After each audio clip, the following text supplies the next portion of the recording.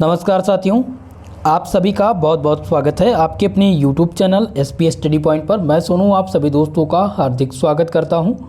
आज की ये क्लास है BA BSc BCom fourth semester के छात्र छात्राओं के लिए, जिसमें आज हम डिस्कस करने वाले हैं राष्ट्र गौरव का क्वेश्चन पेपर। ये कंपलसरी पेपर होता है जो कि अभी हाल ही में DDU यूनिवर्सिटी द्वारा आयोजित कराया गया है। ऐसे छात्र छात्राएं जो दीनदयाल उपाध्याय गोरखपुर यूनिवर्सिटी के हैं वो सभी लोग अपनी आंसर की चेक कर लीजिएगा। कंप्लीट पेपर आज मैं सॉल्व कराने वाला हूं। जिस प्रकार से NEP के अंतर्गत आप लोगों ने पेपर दिया है, पेपर टाइटल तो सभी का सेम है, लेकिन NEP के अंतर्गत जो कंपलसरी पेपर होता है वो DDU यूनिवर्सिटी का केवल और केवल अलग होता है।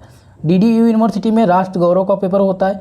बाकी अदर यूनिवर्सिटी में बात करें, कानपुर विश्वविद्यालय हो गया, आगरा विश्वविद्यालय या फिर आजमगढ़ यूनिवर्सिटी यानी राजा महेंद्र प्रताप अलीगढ़ यूनिवर्सिटी हो, या अवध यूनिवर्सिटी हो, या फिर आप सिद्धार्थ यूनिवर्सिटी के छात्र छात्राएँ हों, या आप जो है इलाहाबाद स्टेट यूनिवर्सिटी से हैं, तो आप सब में सेम पेपर होता है। जिसका जैसे कि फोर्थ सेमेस्टर में जो कंपलसरी है उसका जो पेपर टाइटल है वो है फिजिकल एजुकेशन एंड योगा। लेकिन DD यूनिवर्सिटी में क्या है कि राष्ट्र गौरव का पेपर कराया जाता है, जो कि 50 क्वेश्चन इसमें पूछे जाते हैं ऑब्जेक्टिव प्रकार के। तो सभी लोग इसको चेक कर लीजिएगा, बहुत ही इंपॉर्टेंट क्वेश्चन है दोस्तों।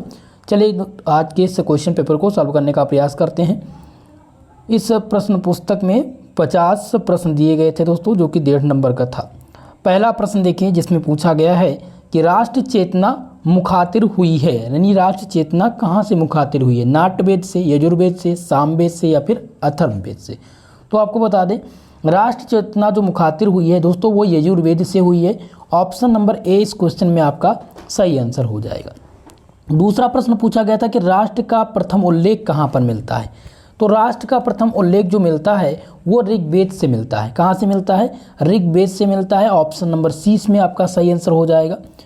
यहाँ पर आप देखेंगे सेम राजतंत्र का अर्थ पूछा गया था। राजतंत्र का क्या अर्थ है? तो राजतंत्र का जो अर्थ होता है, यानी क्वेश्चन नंबर 7, तो राजतंत्र का जो अर्थ होता है वो राजा का शासन राजतंत्र कहलाता है। क्या कहलाता है? राजा का जो शासन होता है वो राजतंत्र कहलाता है।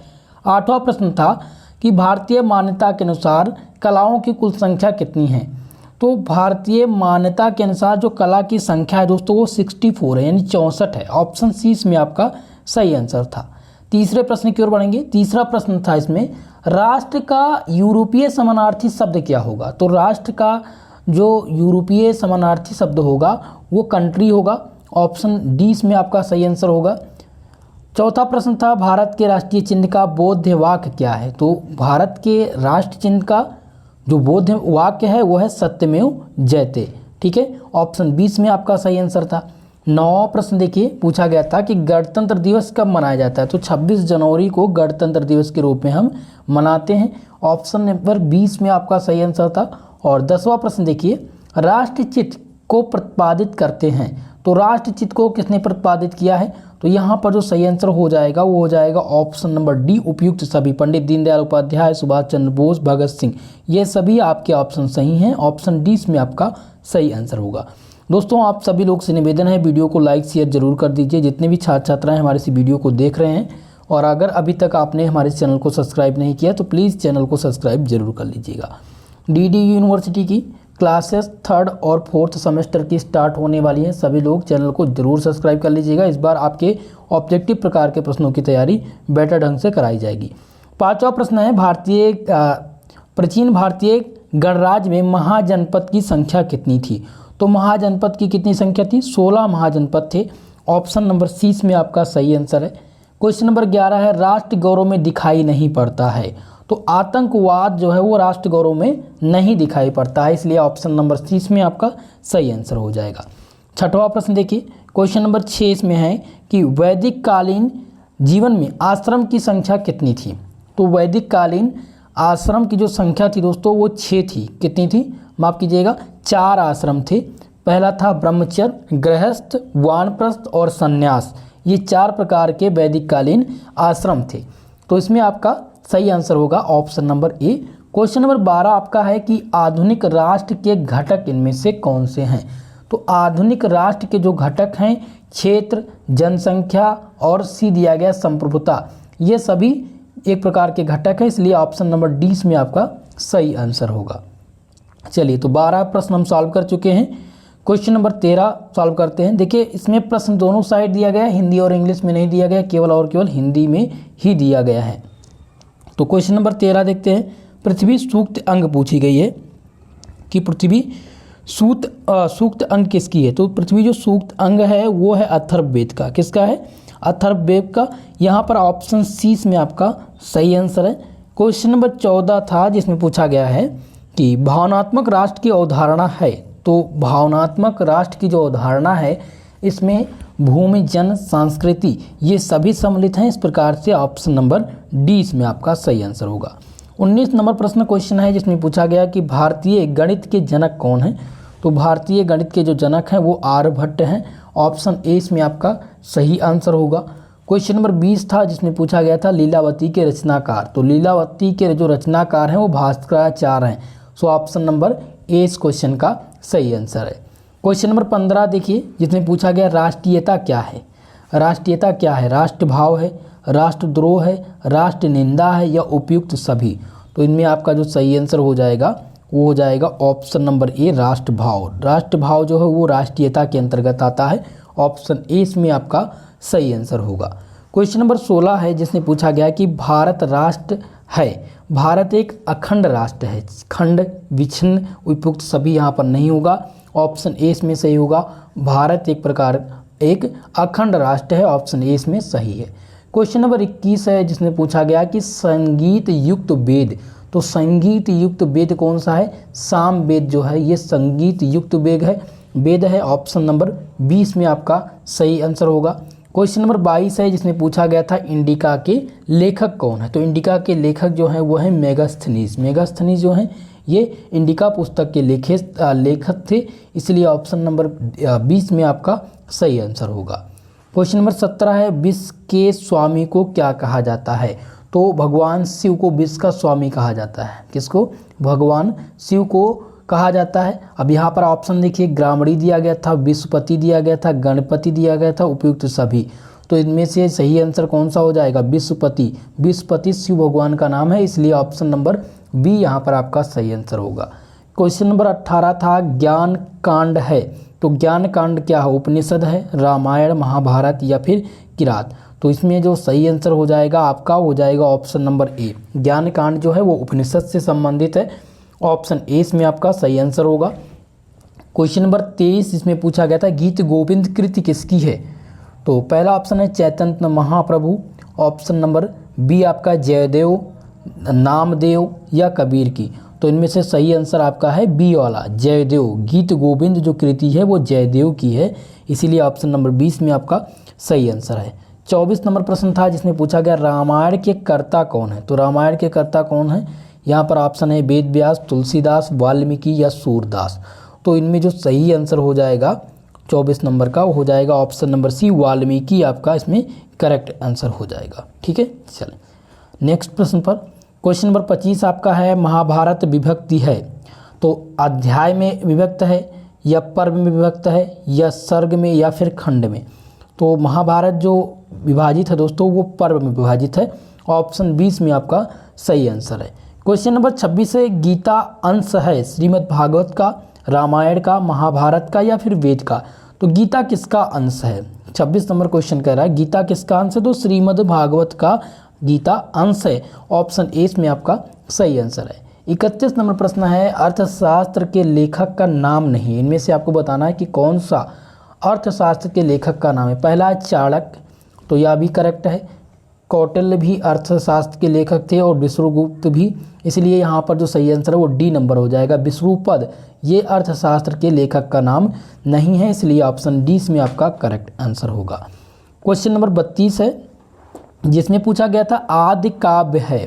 तो आदि काव्य कौन सा? महाभारत, भारत, रामायण या उपयुक्त सभी। तो क्वेश्चन नंबर 32 का जो सही आंसर हो जाएगा दोस्तों हो जाएगा ऑप्शन सी रामायण जो है आदि काव्य है। ऑप्शन सी में आपका सही आंसर होगा। क्वेश्चन नंबर 33 है जिसमें पूछा गया था कि संगीत का प्राचीनतम ग्रंथ ही है नाट्यशास्त्र, सामवेद, गंधर्व वेद या फिर कंदर्प केली। तो इसमें से सही आंसर आपका हो जाएगा ऑप्शन बी सामवेद। ठीक है, संगीत का प्राचीनतम ग्रंथ जो है वो है सामवेद। क्वेश्चन नंबर 27 था यहाँ पर, जिसमें पूछा गया जय का लघु रूप क्या है। तो जय का जो लघु रूप है दोस्तों वो क्या हो जाएगा, इसमें महाभारत दिया गया है, रामायण दिया गया है, वेद और पुराण दिया गया है। तो इस क्वेश्चन में थोड़ा सा सस्पेंस है और मैं प्रयास करूंगा इसका कमेंट सेशन में आपको बताने का, ठीक है। 28 नंबर प्रश्न देखते हैं, जिसमें दिया गया प्रणव ओम का विवेचना। तो प्रणव ओम की जो विवेचना की गई है दोस्तों वो मांडव्य उपनिषद में की गई है। कहाँ पर की गई है, मांडव्य उपनिषद में। ऑप्शन डी इसमें आपका करेक्ट आंसर हो जाएगा। 34 नंबर प्रश्न है यक्षगान है। तो यक्षगान एक प्रकार की नृत्य कला है। क्या है, एक प्रकार का नृत्य कला है। ऑप्शन सी इसमें आपका करेक्ट आंसर हो जाएगा। क्वेश्चन नंबर 29, जिसमें पूछा गया है कि उपनिषद का शाब्दिक अर्थ क्या है। तो उपनिषद का जो शाब्दिक अर्थ होता है वो समीप बैठना होता है। क्या होता है, समीप बैठना। ऑप्शन ए इसमें आपका सही आंसर होगा। क्वेश्चन नंबर 35 है, जिसमें पूछा गया था HSRA का पूरा नाम। तो इसका जो पूर्ण रूप है वो क्या होता है, वो हो जाएगा Hindustan socialist Republican association. Okay, option number 20 में आपका करेक्ट आंसर है। सही आंसर हो जाएगा option number B, 35 number question का आंसर। 30 नंबर प्रश्न दिया गया था, जिसमें पूछा गया रामायण की मूल भाषा क्या है। रामायण की मूल भाषा, तो रामायण की जो मूल भाषा है वो संस्कृत है। इस प्रकार से ऑप्शन डी इसमें करेक्ट आंसर हो जाएगा आपका। अगला प्रश्न 36 नंबर प्रश्न था, जिसमें पूछा गया था भारत छोड़ो आंदोलन की शुरुआत कब की गई।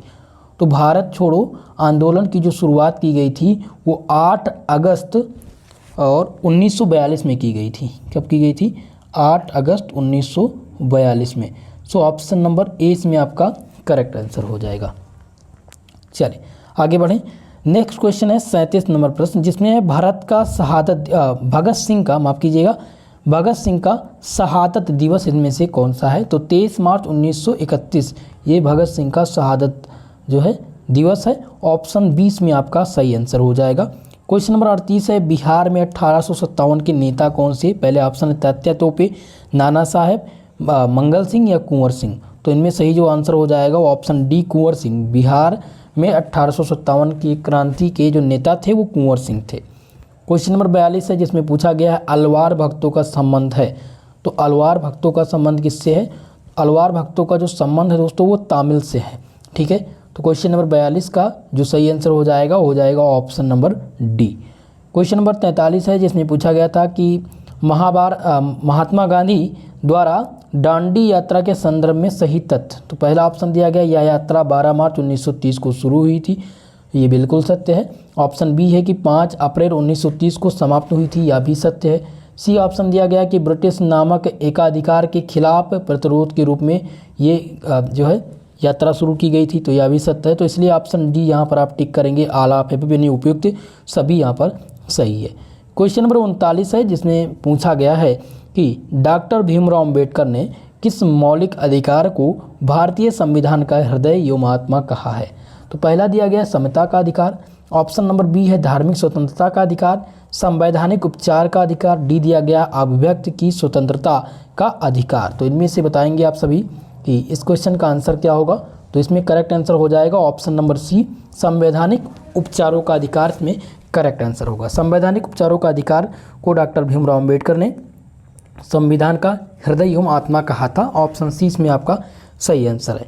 क्वेश्चन नंबर 44 देखिए, जिसमें पूछा गया गौतम बुद्ध के उपदेशों की भाषा क्या थी। तो गौतम बुद्ध ने जो उपदेश दिया था वो पाली भाषा में दिया था। किस भाषा, पाली भाषा। ऑप्शन 20 में आपका सही आंसर होगा।